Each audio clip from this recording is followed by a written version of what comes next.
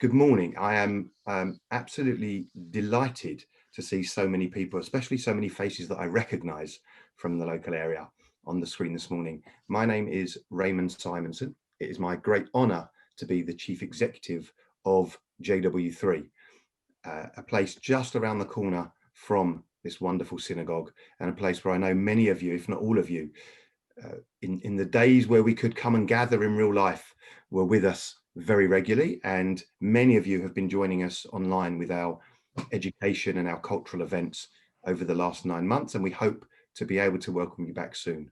When we started planning this event in what seems like what we're going to call in an era called BC, before COVID changed everything, we were planning this for an event in our physical building in JW3, and I was looking forward to schmoozing with you all in person over a coffee before we started.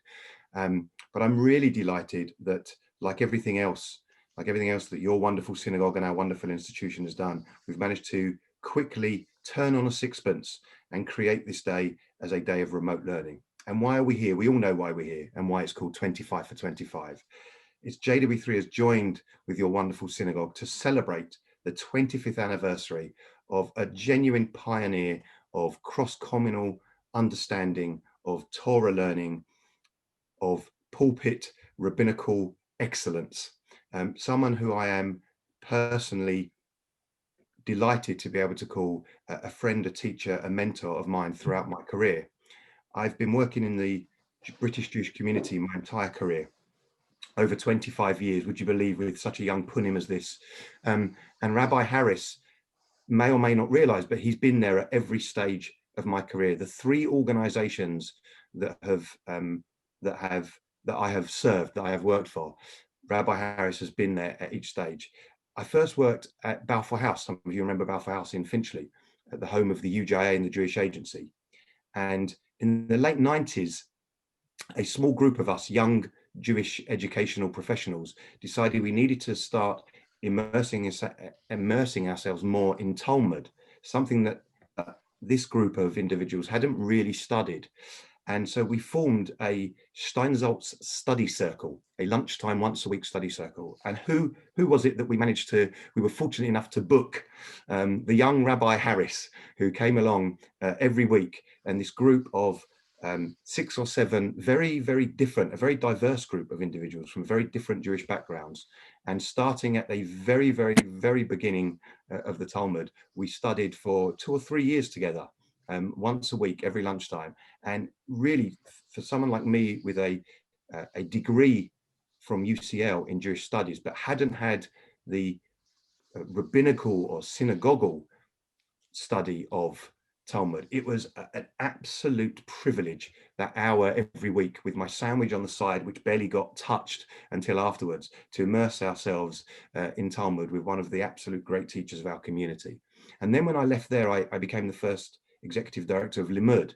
And as everybody who has an interest in British Jewish communal history will know, that Rabbi Harris has been really one of the chalutznik, one of the pioneering United Synagogue rabbis in embracing the opportunity to teach Torah to everybody that would like to learn Torah, without questioning who they are. If they come with good intent to learn Torah, to learn Jewish philosophy, to learn Judaism's rich and beautiful ideas, then Rabbi Harris was there, ready and willing to teach them. And so he became an absolute fixture and feature of Limud every year throughout its history. And it was a great delight when I was executive director to be able to learn from him and with him. And then we came to JW3 and we opened this brand new outward facing, high profile Jewish community centre, the likes of which the UK has never seen. And we put it right on the doorstep of a synagogue and community that we absolutely love. And from the very beginning, Rabbi Harris has been supportive.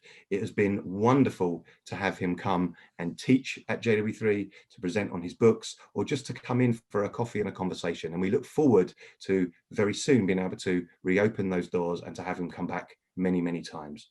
Now I'm going to wrap up now, because you have such a full day of learning, and nobody came here today to hear me speak. I just wanted to say what an honor and a privilege it is to partner with Hampstead United Synagogue and to celebrate 25 years. I look forward to the 50 for 50 celebrations, where we're going to have to find a lot more teachers, and we're going to have to use the entire JW3 building to be able to do that. So I look forward to that. So without further ado, I'm going to hand over to the co-chair of Hampstead Synagogue, Gabriel Herman, who together with Madeleine Abramson, as you know, as your wonderful co-chairs. Over to you, Gabriel.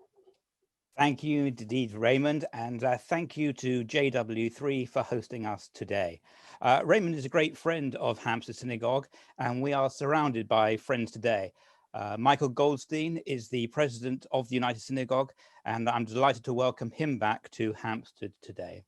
Both Michael and Raymond featured in our online series in Lockdown 1, and these events can still be seen on theus.tv, theus.tv. Here at Hampstead Synagogue, we've had to reimagine the Chagim, the Jewish festivals. JW3 hosted our public shofar blowing for those who couldn't hear it in shul. The Chagim are also a link to our keynote speaker, because he featured in a special event we produced for Sukkot. That too was a live global event, but that was a mere 2 hours. A gentle reminder to our 25 presenters, all who know the man we are honoring today, Michael Harris, who celebrates his 25th anniversary with Hampstead, that all sessions will be kept to time. So therefore, without further ado, it is a distinct honor and privilege to welcome the Chief Rabbi of the United Hebrew Congregations of the Commonwealth, our friend, Ephraim Mervis. Thank you so very much for those kind and warm words of introduction. This is an exceptionally special day, and I'm personally delighted to be part of this event. Huge congratulations to JW3 and the Hampstead United Synagogue for staging this event. Congratulations to both organizations, institutions for everything that you are doing. And of course, our prime congratulations and a huge yesher koach are extended to Rabbi Dr. Michael and Judith Harris of Rabbi Michael's 25th anniversary with Hampstead. Now, I know that so much thought has been put into this event. And how can you celebrate 25 years of outstanding spiritual leadership in one shul? And I believe that what we are doing today is the very best way to celebrate. And because Talmud Torah Keneged Kulam.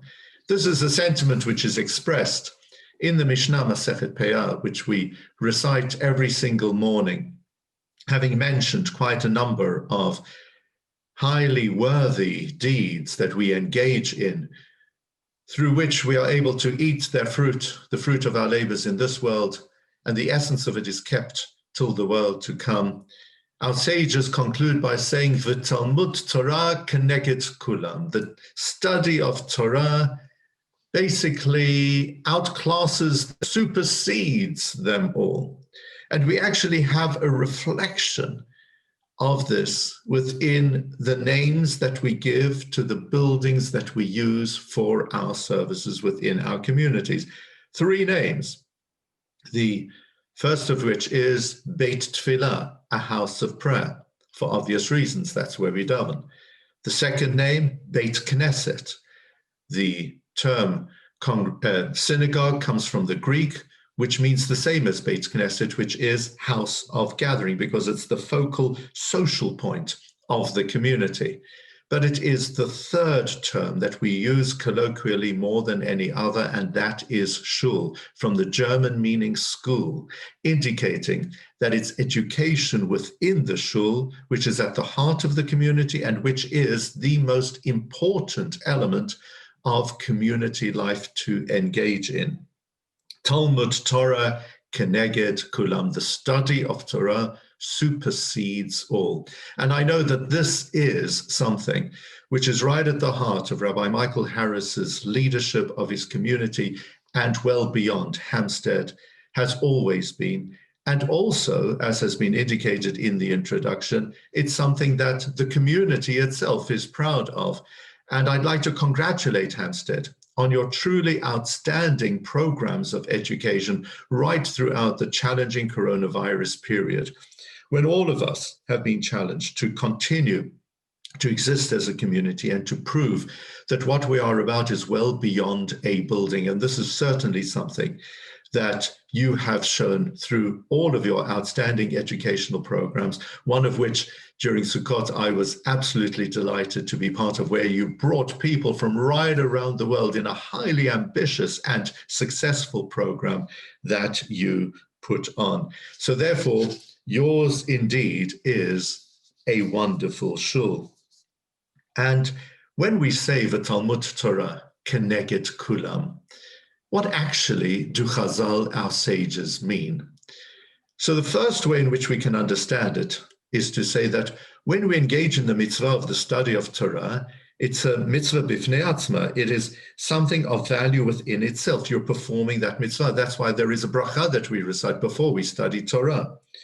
In addition, at the same time, it is the greatest enabler and facilitator of them all, because it's only if you are aware of the mitzvot of the Torah, the guidelines to life, that you can actually perform all the rest of the mitzvot. And that's why, whereas with all other mitzvot, when you perform them, you're doing something at that time and that's it. It's restricted to that particular activity. With Talmud Torah, you're doing something of value, and at the same time, it opens doors to the performance of all the mitzvot. There is another way of understanding the Talmud Torah keneged kulam. You see, the word neged means facing. It's the root of nagid, which is a leader, because a true leader is somebody who faces and demonstrates, leading by example. You know, it's very interesting when it comes to the rabbi's seat in a shul. There are two different traditions. So if you look at the Hasidic world, the Rebbe of Belz faces the Mizrach wall with his back to the community, because the spirit in which he sits in his chair is Acharai, follow me. He's the leader and everybody else is behind him. And in some shuls, that is also reflected in the way in which the rabbi sits.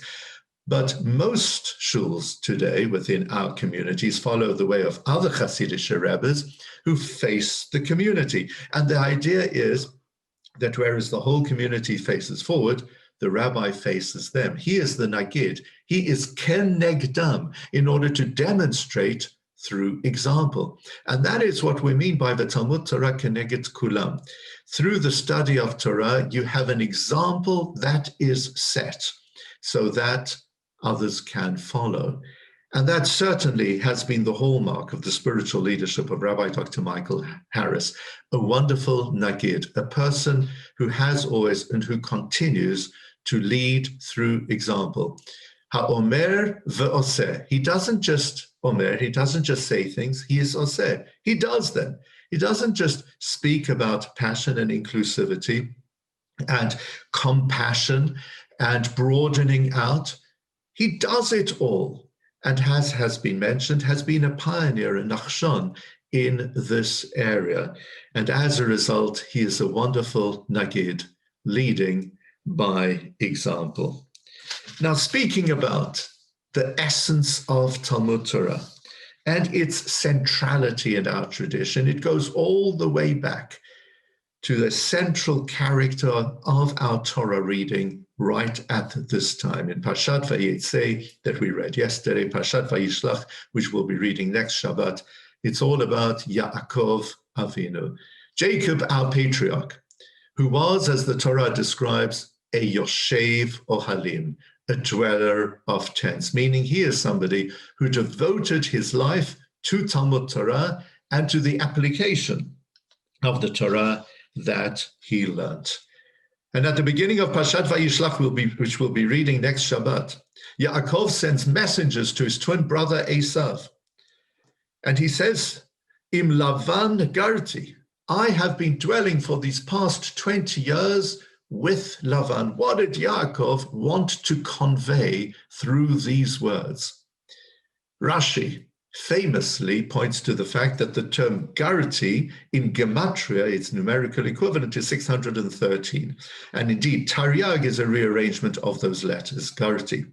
Says Rashi, garti, im Lavan harasha garti, I have been living with Lavan the wicked, v'taryag mitzvot shamarti, and nonetheless I have been keeping the 613 commandments, v'lo lamadeti mima'asav hara'im, and I did not learn from Lavan's evil ways. This has been the essence of my achievement while in Chutz La'aretz, while in the diaspora, now that I'm returning back to the Holy Land. Now we need to ask about this Rashi. Surely the concluding sentiments are unnecessary. Im Lavan garti, v'taryag mitzvot shamarti, v'lo lamadeti mima'asav hara'im. I have kept all the commandments. By the way, here we are relying on the words of Chazal, indicating that our patriarchs, through their prophetic ability, were able to understand what the future commandments would be, and they started to perform them. But why is it necessary for Rashi to indicate that Yaakov was sending the message, "V'lo lamadeti mima'asav hara'im"? I didn't learn from Lavan's evil ways. Surely, if he had been keeping all of the commandments, it means that he wasn't learning from Lavan's evil ways. So one way of understanding this is to say that actually it is possible to keep the commandments and also to follow the evil ways of others. What does that mean?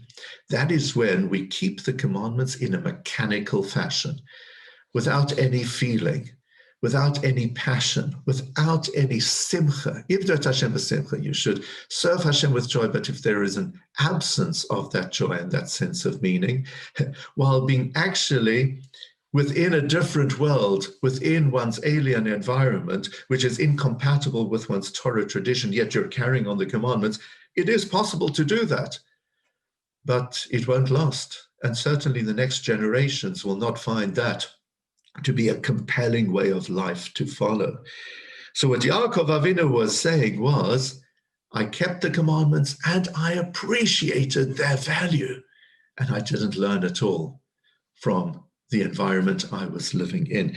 But the Chofetz Chaim has a different perush, a wonderful perush on these words of Rashi. V'lo lamadeti mima'asav hara'im. Says the Chofetz Chaim, Yaakov was actually reflecting with a lot of self-criticism on a missed opportunity. What was that? Now that he had exited the world of Mesopotamia after 20 years with Lavan, he reflected on the way in which Lavan carried out his evil deeds. He did it with passion, with enthusiasm. Said Yaakov, "V'lo lamadeti mima'asav hara'im." I didn't learn from that passion which Lavan had for his evil ways. I should have applied the same passion to the performance of my mitzvot. Taryag mitzvot shamarti, I kept all the mitzvot, but they lacked the enthusiasm for their performance, which Lavan applied and used when it came to his performance of all of his poor deeds. So therefore, Rashi here in this way is calling upon us in the footsteps of what Yaakov Avinu was teaching us, not just to study Torah, not just to perform mitzvot, but to do so with outright passion. And we find that that is reflected in a beautiful teaching of Yaakov Avinu himself. Just before he was to pass away, as is recorded in Parshat Vayechi at the end of the book of Genesis, he gathered his two grandchildren, Ephraim and Manasseh, to sit before him as the blind grandparent blessed his grandchildren, and through them he blessed all subsequent generations, as indeed he indicated that we should all bless our children to be like Ephraim and Manasseh. And what were Yaakov's words to them and through them to us? He said, V'yidgu larov bekerev haaretz. May you multiply like fish in the midst of the land. So what did he mean by this term, V'yidgu larov? May you multiply like fish. We're going to find a reflection of what Rashi had been teaching. But before we get there, let's have a look at the perushim given in the Midrash. And we will also find that the three key Perushim in the Midrash reflect the rabbinate and leadership of Rabbi Dr. Michael Harris. The first Midrash tells us, V'yitgu, it's an unusual term. It's a verb from the word dug, which is a fish, meaning you, the Jewish people, must fishify yourselves. Bekerev Aretz, in order that you should, within the midst of this world, guarantee your survival and your continuity. So here we have keys to the survival of Am Yisrael. The first one, says the Midrash, be like fish.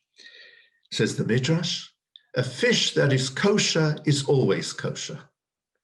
Meaning, if it has a kosher status because it has the required simanim of fins and scales, those are the signs of kashrut, then it cannot be rendered unkosher, meaning regardless of how it dies, it can die naturally, it can be caught in a net, you can be fishing with a hook, it makes no difference.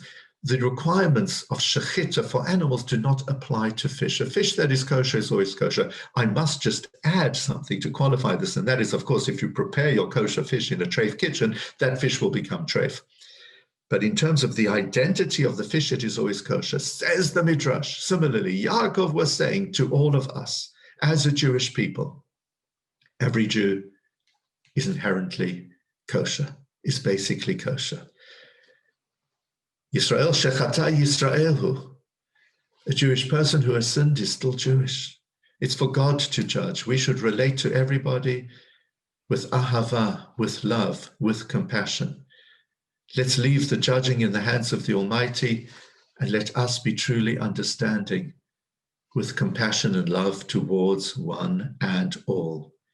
So that's what V'yitgu Larov is. We as a nation will increase, we will survive, we will enjoy our continuity, we will not suffer as a people if we don't have internal divisions, rivalry based on causeless hatred. Rather, through genuinely acting with compassion towards others and natural love towards others, ahavat habriot, then V'yitgu Larov, like fish, we will multiply. That is one of the key elements of the rabbinate of Rabbi Dr. Michael Harris. True ahavat Yisrael, a love of all Jews, and also ahavat habriot, a love of all creatures of the Almighty. The second midrash, V'yitgu Larov, applies to pride. You see, says the midrash, when it comes to the simanim, the signs of kashrut in animals, you have one sign which is hidden and one which is revealed. Chewing the cud is hidden, whereas parted hooves are revealed. So with regard to animals, they announce to the world their kashrut in one respect, and in other respects, they hide their identity. Not so with regard to fish, says the Midrash. The two sides, fins and scales, are both external. The fish wears its kashrut on its sleeve. And similarly, says the Midrash, we should always have Jewish pride, to stand up and to announce to the world we are Jewish and we are proud of it. We shouldn't hide our feelings. We should let the world know what it is we believe in and what it is we believe about. A second element of the rabbinate and leadership of Rabbi Dr. Michael Harris. We know where he stands. And he wears his feelings, his hashkafa, everything that he believes in and about, out there. Wears it on his sleeve for others to see, to notice, and also to internalize and to learn from. That's the mark of a true and great leader. And the third midrash with regard to V'yitgu Larov. It's all about passion and enthusiasm, as Rashi was teaching us with regard to Yaakov Avinu and what he learnt from Lavan. Says the Midrash, picture this. It's a rainy day, and you're looking at the waters of a river, and suddenly you see a fish with its head bobbing out of the water, opening its mouth in order to take in some drops of water from the rain that is pouring down. It's remarkable, says the Midrash. The natural habitat of this fish is water. It has water wherever it goes. But now that there is some new water, its heads come out to take those drops of water as if it's never had water in its life. Similarly, says the Midrash, Yaakov Avinu was saying to us, V'yitgu larov, multiply like fish, be like fish, to have that passion for taking in the water, meaning every time we perform the mitzvah, it must be as if it's the first mitzvah of our lives. Even though we've had hundreds of Shabbases before in our life, when it comes to next Shabbos, it must be like the first. Because if we have apathy, then our future is endangered. We must be enthusiastic about Torah study and about the performance of mitzvot, v'yidgu larov, just as the fish are, when it comes to the water that falls from the heavens. That was the message that Yaakov Avinu gave us with regard to what he learnt from Lavan. We need passion, we need enthusiasm. And that is something that our Jewish world desperately needs to maintain. We cannot continue in a mechanical fashion with our learning, with our davening, with our mitzvot. We need to feel it. We need to experience its beauty, its magical qualities, the joy, the simcha that it brings into our lives. Only then, with our children and our grandchildren, in this world in which so much competes with our tradition in their eyes, then they'll be able to say, wow, we've got the real thing. It brings joy and meaning into life. We feel it. And therefore, they too will carry out their Yiddishkeit with passion and enthusiasm. Rabbi Dr. Michael Harris brings that passion and enthusiasm to everything that he does, and it is contagious. The way in which he's engaged in his Talmud Torah. Talmud Torah Keneged Kulam, as a wonderful scholar, a great academic, a Talmid Chacham, continuing to study Torah in whatever way he can, and leading by example for us to follow his example. Together with everything that he's engaged in, here is a person who's passionate about what he believes in. And this is what our Jewish world needs today. So thank you so much, Rabbi Dr. Harris, for your 25 years of leadership in the Hampstead Shul. Thank you so much for everything else you have done previously, and in addition to Hampstead, what you are doing today. May HaKadosh Baruch Hu bless you and Judith and your family with bracha v'hatzlacha, continuous blessing and success in all of your endeavors. Once again, a huge yashar koach to JW3 and the Hampstead Shul for putting on today's event. It's a day which is full of Talmud Torah, in order to let us know that Talmud Torah keneged kulam, the study of Torah, supersedes all, and it's thanks to our commitment to Torah and our enthusiasm for it that we as a people will, Be'ezrat Hashem, have a great future. Have a wonderful day. Thank you so much, Chief Rabbi.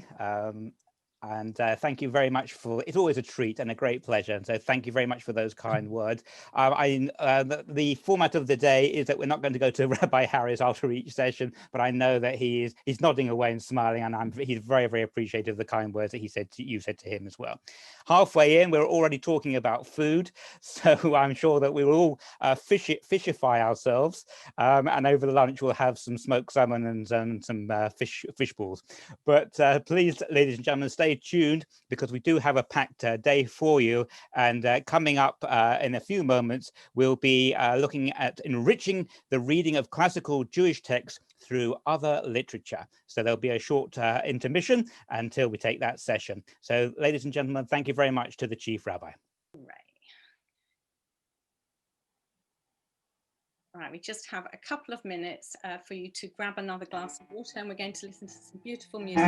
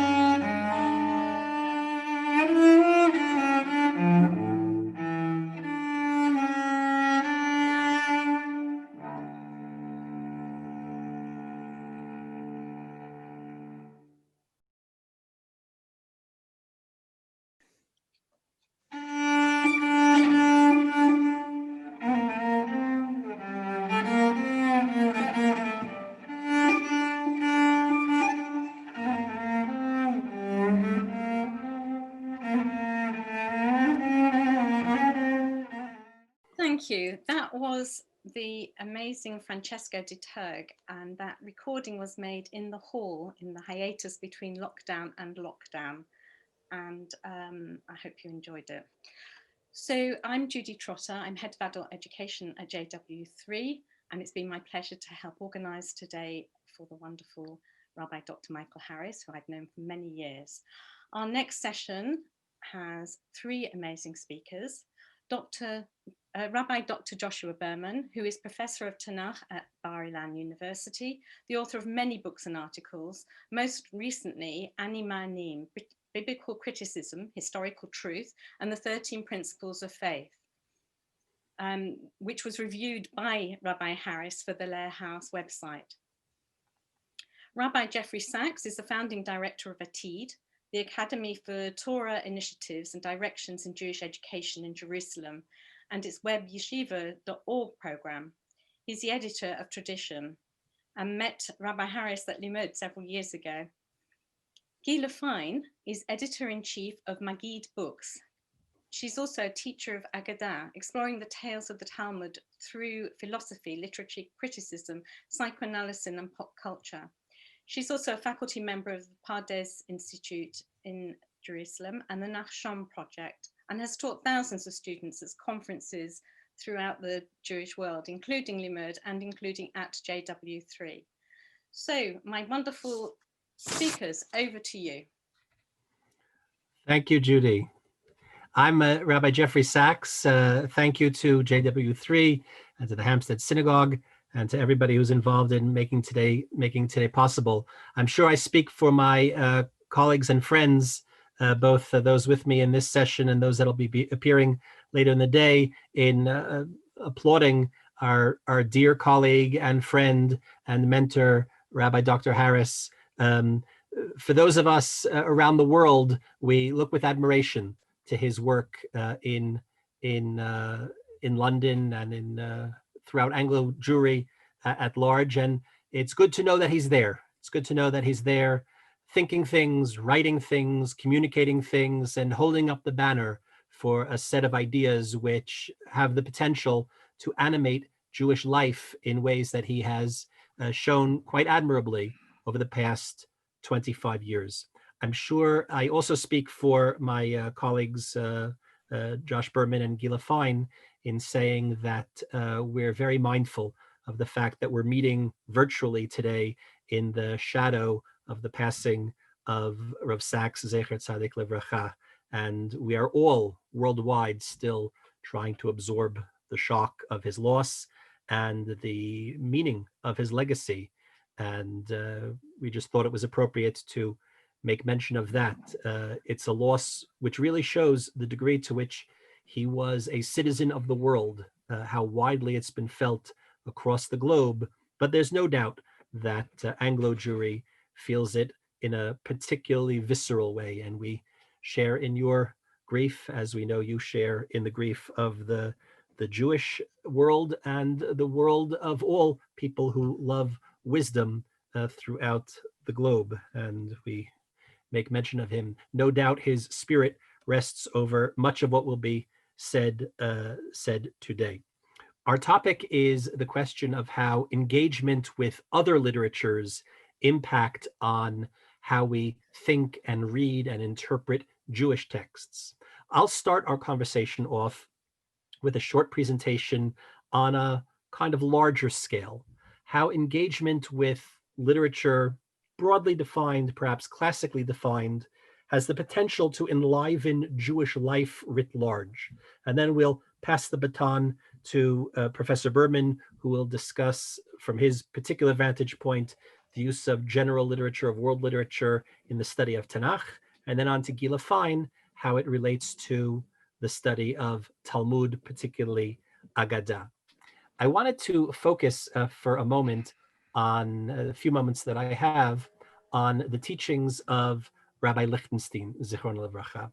Rabbi Lichtenstein, of course, was the Rosh Yeshiva at Yeshivat Har Etzion, the Gush, as it's known here in Israel. He was a son-in-law of Rabbi Joseph B. Soloveitchik, the Rav, and he was, throughout his long career, a proponent of exploring the interaction of general culture and Jewish culture, and the ways in which that exploration, that interaction, could be enlightening to those of us whose primary commitments are within the four walls of the Beit Midrash and the Beit Knesset and Jewish life, but based on an idea that drawing on the best that has been thought and said, which was, of course, Matthew Arnold's famous definition of what culture is at large, has the potential to energize Jewish life and Jewish learning.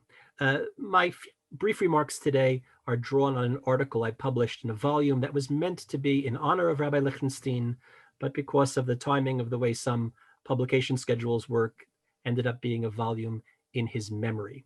The essay is found on the website of the journal Tradition, which Judy mentioned I have now been named the editor of, and you're welcome to visit traditiononline.org to get the whole article, which is called "The Best That Has Been Thought and Said by Rabbi Lichtenstein about the role of culture in religious life." Rav Aaron, as I write here, long and heroically championed the primacy of place and purpose in Talmud Torah as a normative mitzvah, a noble lifestyle, and device to forge the divine encounter, our life and longevity. Chayenu v'orech yameinu. But at the same time, for 50 years, over the course of his long career, he wrote a series of essays, over a dozen essays over 50 years, in which he explored what culture in general and what literature in specific can contribute to the spiritual life, the religiously engaged life. When I set out to do this project by doing a survey of what he had written, I thought, perhaps naively, that I would have found a kind of plot. I could plot the development of his thought on these matters. After all, his first piece of published writing on these topics had been written over a half century earlier, and was something that he revisited again in a series of interlocking essays over his long career. And I was quite surprised to discover that really the foundational ideas and his core commitments and his basic understandings of what the encounter with literature, something that he developed himself through his own study of literature. He held a PhD in literature from Harvard University. That these ideas and commitments and thoughts and orientations were more or less fully present already as a young man.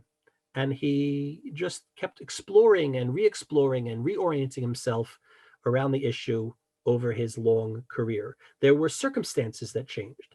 His attitude towards the secular university took on different nuances, different depths, and in some ways greater concerns. He was deeply disturbed by some of the trends in postmodern thought that began to make headway in the universities and what that meant for people on the pursuit of truth, particularly people committed by a particular orientation towards religious truth. But the basic idea that the encounter with the best that has been thought and said could be potentially useful and could be potentially enlightening and deepening of the religious experience was present throughout his long career. And I just want to share with you in the few minutes that I have some of those central thoughts. And in the hope that this might interest you, you can find the whole essay online. He had said that the value of humanities education is not only instrumentally pragmatic, but rather, when culture is properly taught and interpreted, inherently and substantively spiritual as well. This is very significant. In the kind of ongoing conversation about Torah Umada or Torah Vechochma or Torah Im Derech Eretz, choose your slogan that you want to fly on the banner above your brand of orthodoxy or modern orthodoxy. This kind of notion that it's Torah and fill in the blank, but that we have some kind of engagement with the large world, either out of commitment or willy-nilly because we have no other option. Pragmatism is very often a goal that's stated. After all, most people are not in a position where they don't have to worry about earning a living. And earning a living is something that usually comes with some kind of general education in the humanities and the liberal arts, even if you're going to be working in some very narrow technical field. We're generally, in the Western world at least, exposed to a broad curriculum. This is beyond the pragmatic. There is inherent spiritual value in being exposed to Shakespeare, and being exposed to Milton, and being exposed to Tolstoy. And what is that? What is that spiritual component of culture? So he says, on one hand, the exposure to great writers itself. Often those writers are, yes, dead white men on a shelf from long ago, but we need not limit ourselves to the bookshelves that Rabbi Lichtenstein read. And he said, among those who have at least attained and revealed some measure of knowledge, great writers are preeminent. In reading them, we can confront the human spirit doubly, first as creation and as creator. As regarding enriching our understanding of Ruach Mimalala.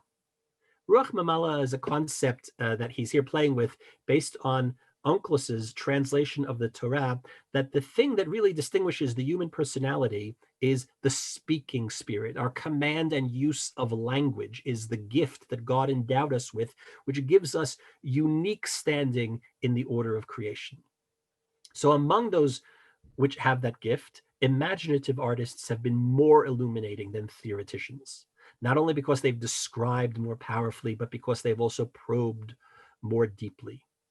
The artist melds precision and sensitivity, intuition and acuity to perceive and portray concrete personal and social reality. The exposure to literature gives us an insight onto ourselves and onto society in ways that we are not always willing or able to understand or encounter on our own.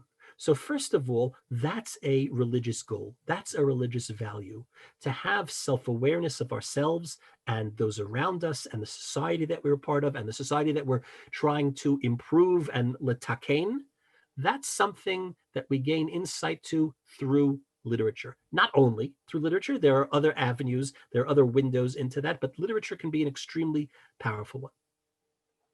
And then in terms of what one gets out of that liberal arts education, he stated that his own reading reinforced an awareness of the spiritual significance of the best that has been thought and said in the world. That, again, is Matthew Arnold's definition. For what is that culture? What is it that culture offers us? In relation to art, profound expressions of the creative spirit, an awareness of structure and its interaction with substance, and consequently the ability to organize and present ideas in relation to life, the ability to understand, appreciate, and confront our personal, communal, and cosmic context, sensitivity to the human condition, and some assistance in coping with it. In relation to both, a literary consciousness, which enables us to transcend our own milieu and place it in a broader perspective. Above all, culture instills in us a sense of the moral, psychological, and metaphysical complexity of human life. Well, having a grasp on the complexity of human life really is something that puts us in good stand as servants of God, as Ovdei Hashem.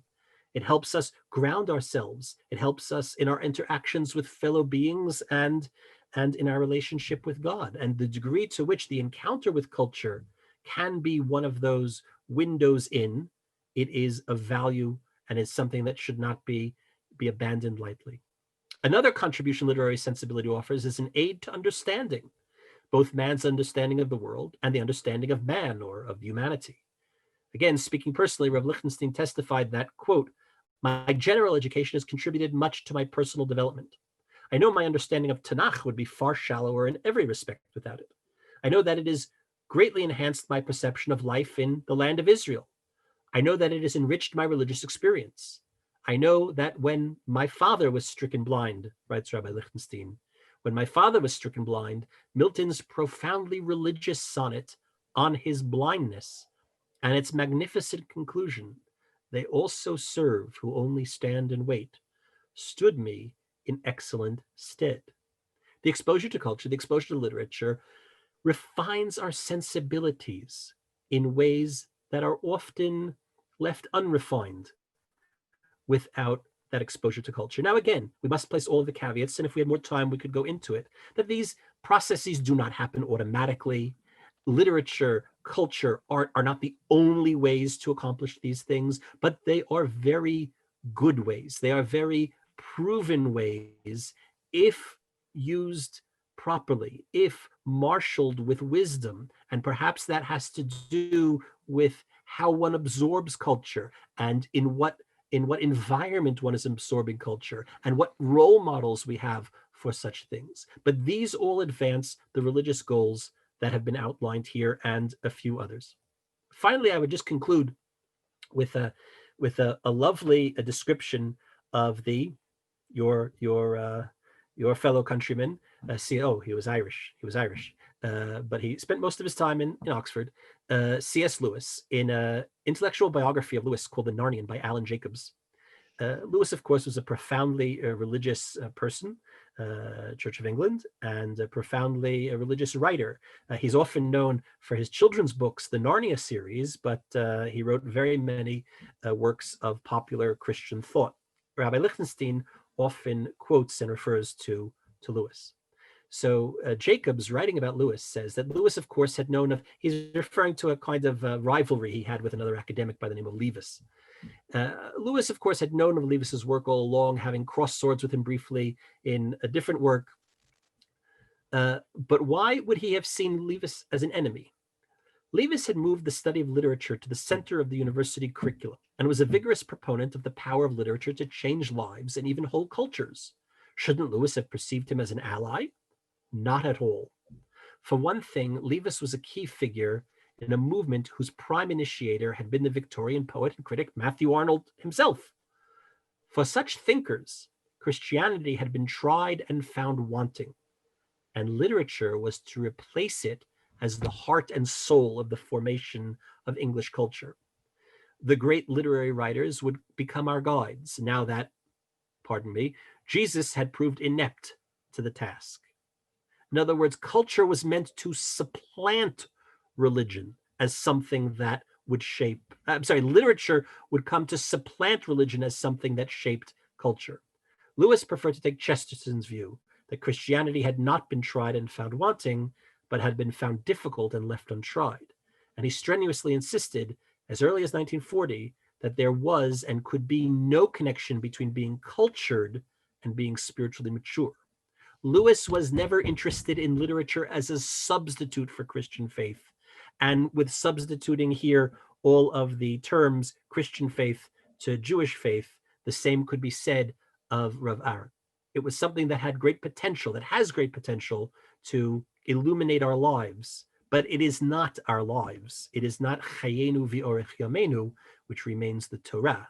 It is something that can aid us in our own spiritual development and in our primary commitments. So these are some thoughts on the intersection between literature and general Jewish life as put forth by Rabbi Lichtenstein. I now turn the microphone to my friend and colleague, Professor Josh Berman, who will enlighten us in his discussion of reading Megillat Ruth in light of Cinderella.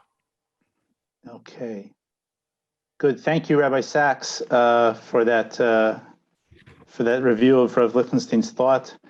Friends, let me just say that it's a great privilege for me to be able to participate in this tribute to my friend and colleague, Rabbi Harris. He and I worked together on a volume to pay tribute to Rabbi Sachs about 6 or 7 years ago. And I just want to say personally that sitting here in Eretz Yisrael is very lonely at this time. For me personally, I'm still in a deep state of mourning, and the opportunity to be with you, with so many who appreciated Rabbi Sachs, is a great source of comfort for me. Yeah, I want to do something it's a little bit light, but I think is very instructive.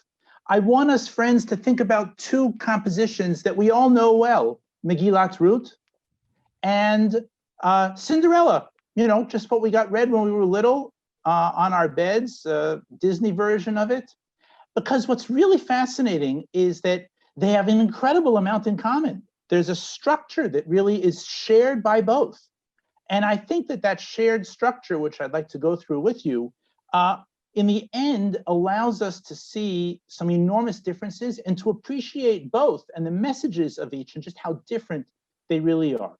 So the comparison that I have in mind, which I suspect most of us have not thought about, we don't normally think of Cinderella when we think about Megillat Ruth, but let's just go through the steps of what I have in mind here. So both stories begin with the heroine in a happy kind of situation, which is suddenly thrown to the winds by a death in the family, with a new family unit that emerges, which is all women. So in Cinderella, she's a little girl, and then her father dies, and then suddenly we come out with the wicked stepmother and the wicked stepsisters, and there she is, this kind of new unit of family, just women. And the same thing in Megillat Ruth, that once the men at the beginning of the story die, you have this new family of just women, of Naomi and of Ruth and of her sister-in-law, Orpah.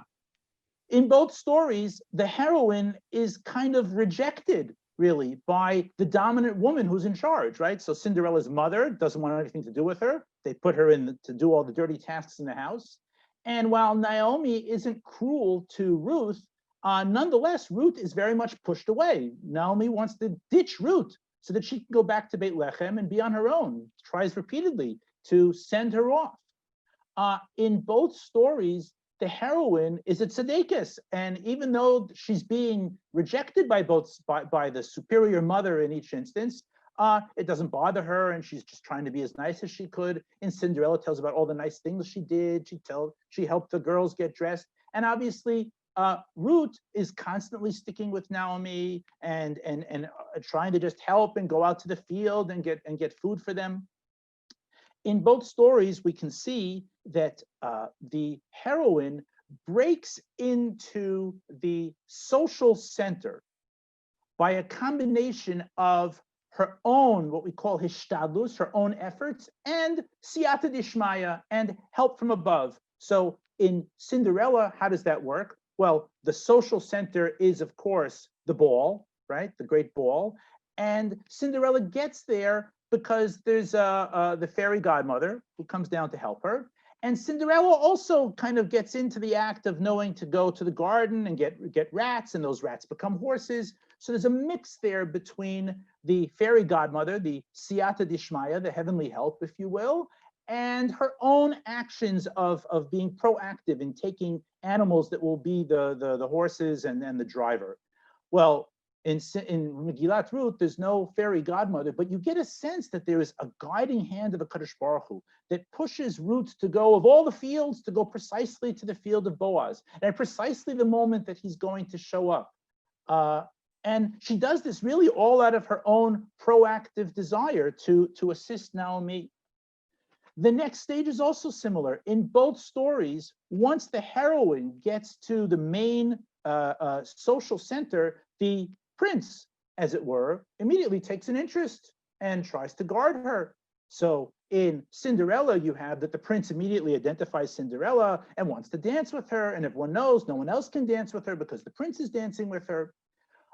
In Megillat Ruth, so Boaz doesn't exactly dance with Ruth, but right away he inquires, who is she, and starts to give her all sorts of protections, and you should come to the field, and you should be with my girls, and you should drink from the water. He's clearly taking an interest and protecting Ruth.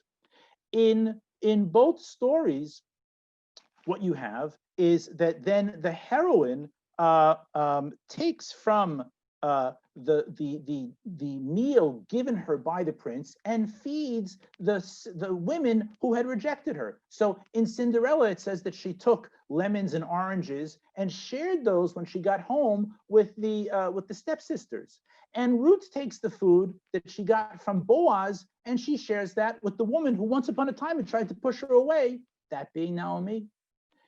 In both stories, there's a first meeting at the social center and then a second meeting at the social center, right? There's two stories of what goes on at the ball, first ball, second ball. And in Ruth, there's the first meeting with Boaz in the field, and then the second meeting with Boaz at the threshing floor. And in both stories, at that second meeting, dong, dong, dong, suddenly there's a time constraint that forces them to separate. So in Cinderella hears the strike of midnight and she has to run away. And this great romance that was just about to reach its climax now comes raveling apart. And the same thing in Megillat Ruth. They're there at the threshing floor and they've been speaking pleasantries all night about how wonderful each one of them is, and they'd really like to be together and they'd like to get married. And then suddenly the sun begins to rise. And suddenly Boaz is afraid, uh-oh, if people see me here with the girl, it's not going to look so good. And he quickly tries to send her off, and so she has to run away. And in both stories, ultimately, what allows the marriage to be consummated is a shoe.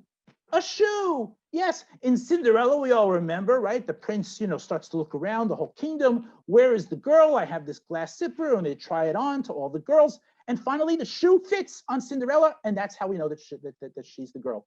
And in Megillat Ruth, a shoe is instrumental to the marriage, because recall in chapter 4, when Boaz says to the Redeemer, who was supposed to marry Ruth, well, if you're not going to, then let me know and I will marry her. And then the Megillah tells us that the manner in which the Redeemer passed on the rights to marry Ruth from himself to Boaz was through a shoe.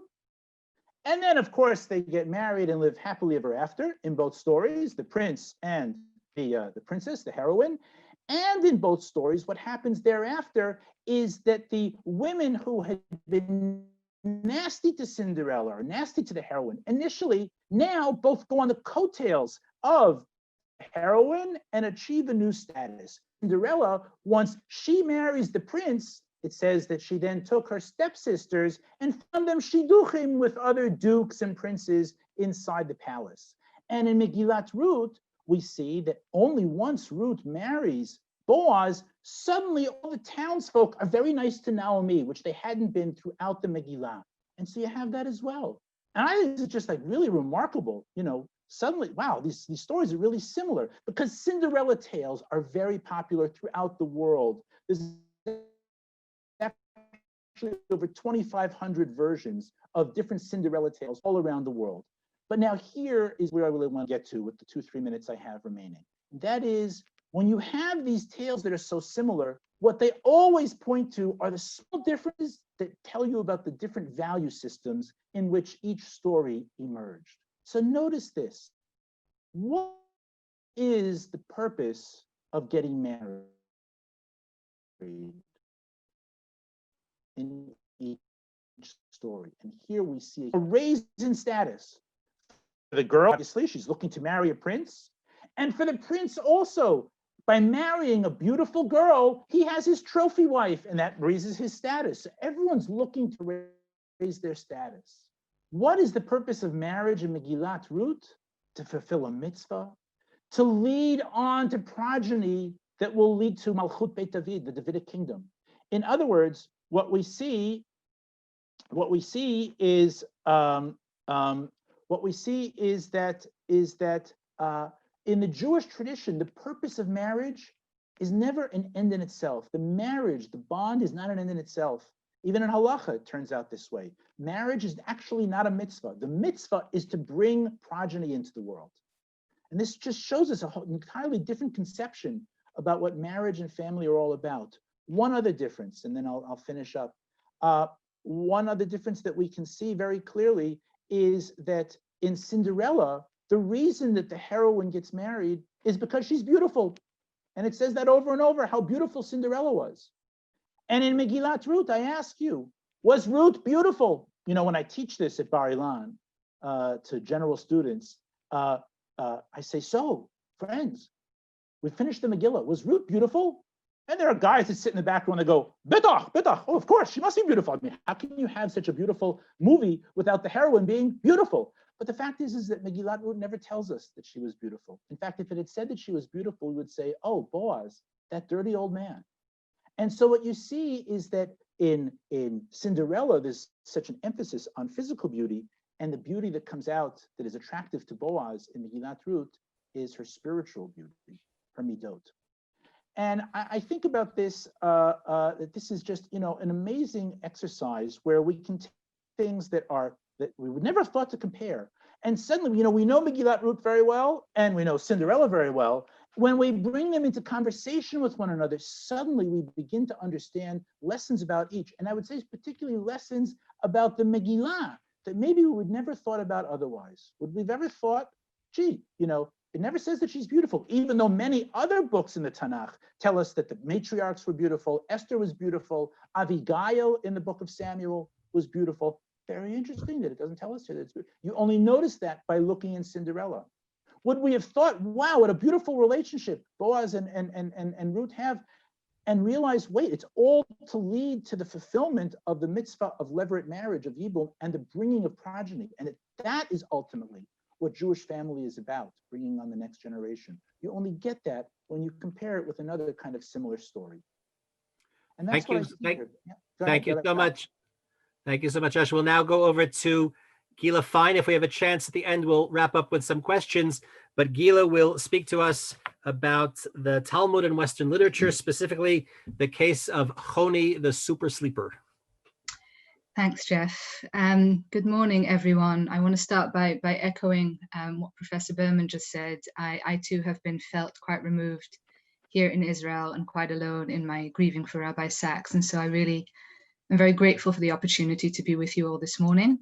I too met Rabbi Harris through the book that Professor Berman mentioned. I had the honor of publishing that book. And I would say that I was particularly glad to be put on this panel because the question of learning Torah, in my case Talmud, in light of other literary traditions is a question that I've carried around with me throughout my entire teaching life. I am extremely intertextual when I teach Talmud. I draw quite heavily on other literary traditions, mythologies, folk narratives.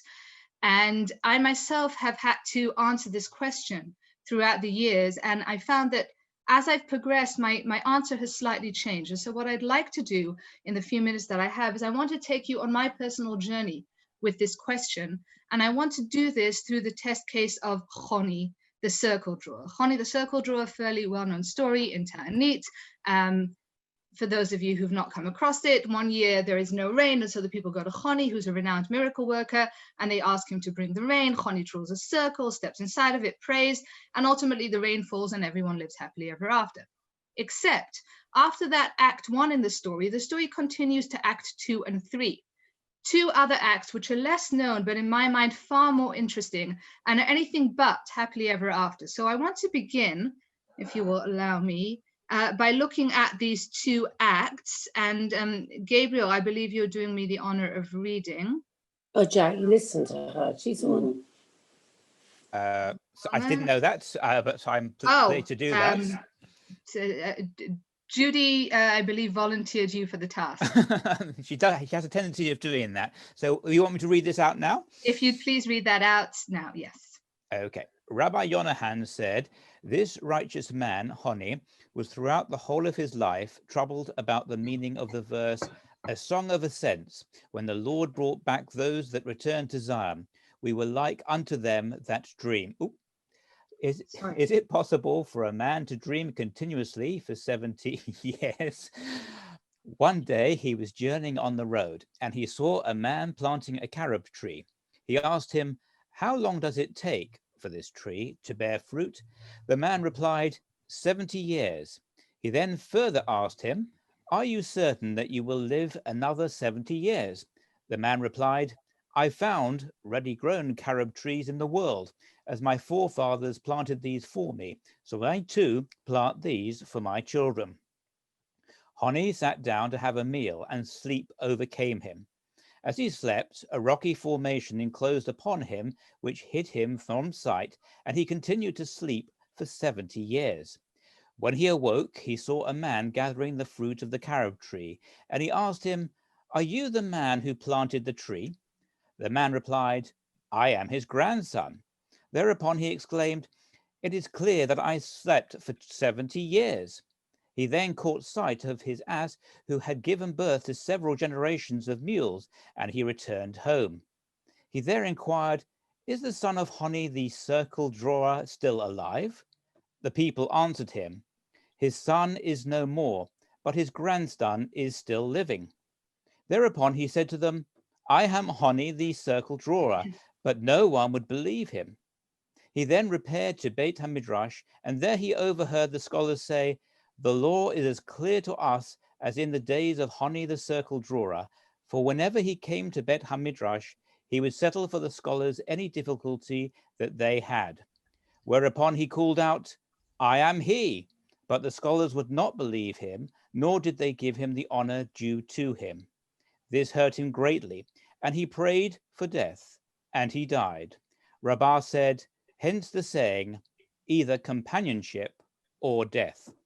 Thank you very much. And so I could speak at length about this story. It's actually one of the first stories I ever taught, and a story I teach quite often. But I want to, for the purposes of this presentation, focus on one particular aspect, and that is the super sleeper archetype. Choni here falls asleep for 70 years, which is essentially a very well-known literary archetype. We have it throughout world literatures. The super sleeper, the person who falls asleep for a very long period of time and wakes up at some point in the future. Which brings me to my first reason for bringing in Western literature, and that is the pedagogical reason. When I started teaching the story of Choni, I would often accompany my teaching with certain pop culture examples of some modern super sleepers, really as a way of familiarizing the text. The texts of the Talmud are about 1500 years old, and so as a way of bringing them kind of into the present, making readers feel more familiar with them, highlighting the relevance of these texts, I would bring in certain pop culture references.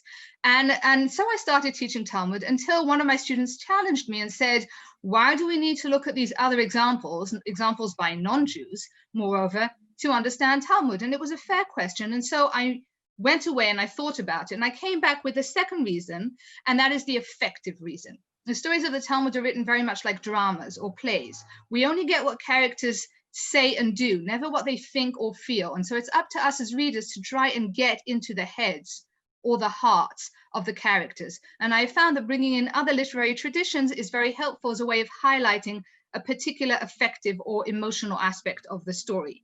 In this case, one relevant example is a short story by Shai Agnon, Fernheim, about a German Jew who goes off to fight in World War I and is taken captive for many years, for a long period of time, and returns home to discover that his house is locked, his wife has left him for another man, and his child has died. And Gabriel, I'm going to ask you to please just read us quickly the second paragraph. Said Heinz, if you've come across people you know, you may have heard something such as that something has changed in the world. Said Fernheim, yes, many things have changed.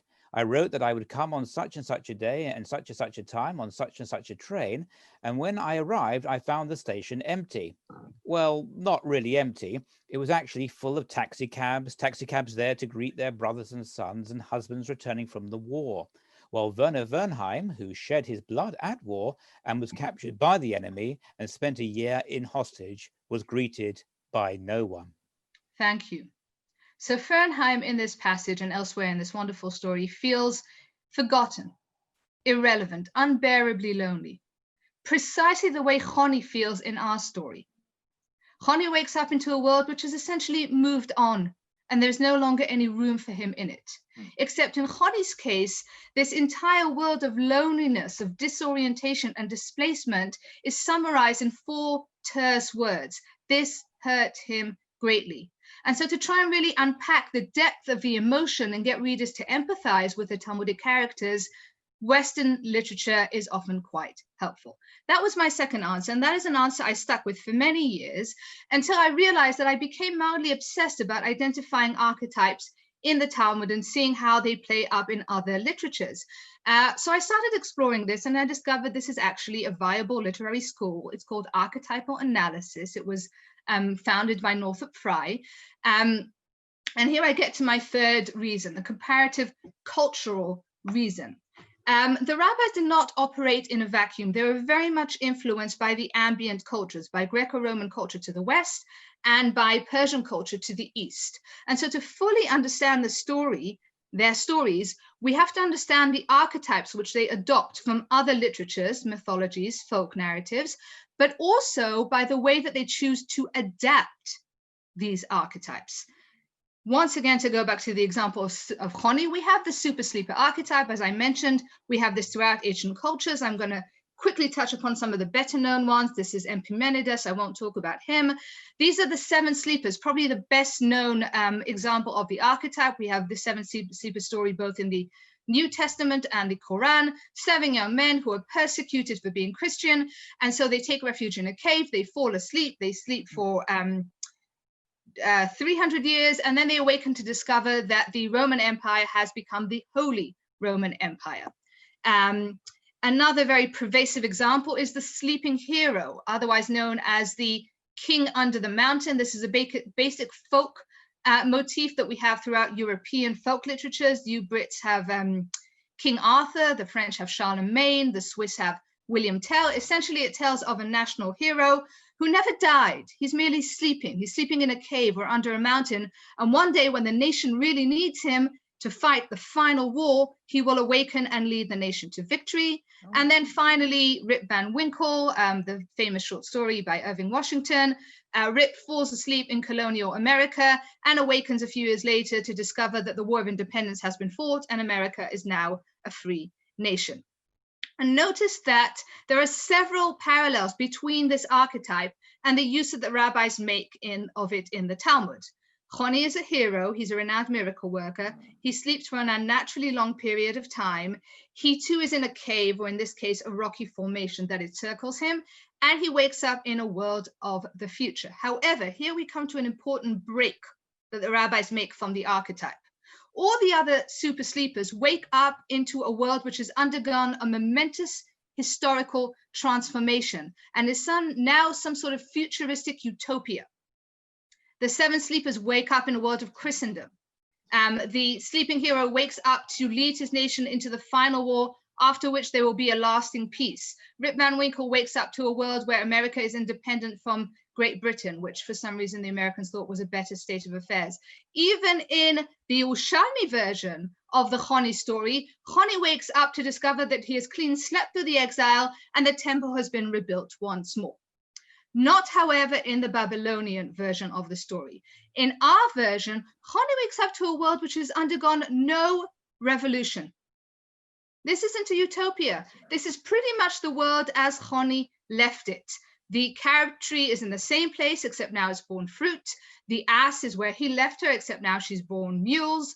His house is pretty much where it was, except now his grandsons live there.